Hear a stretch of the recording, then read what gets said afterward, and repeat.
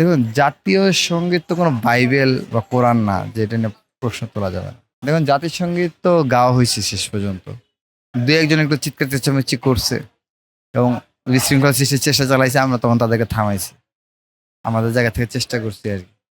তো আমরা এটা পর্যালোচনা করতেছি, এটা কারা করছে, কেন করছে, তাদের চিন্তাটা কি? সেগুলো আমরা আলাপ আলোচনা করে দেখে তারপরে আমরা পরবর্তীতে কিছু বলতে পারবো। আসলে জুলাই ঐক্যের প্রতিনিধি আপনি। বাংলাদেশের জাতীয় সঙ্গীত নিয়ে কি কোনো ধরনের প্রশ্ন তোলার মতো পরিস্থিতি সৃষ্টি হয়েছে?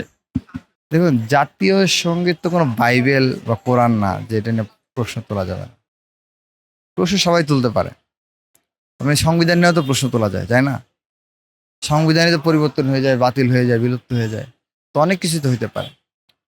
সেক্ষেত্রে যা হবে এটা জনগণের আশা আকাঙ্ক্ষার আলোকে অধিকাংশ জনগণের মতের ভিত্তিতে হইতে হবে, যেহেতু আমরা গণতান্ত্রিক রাষ্ট্র।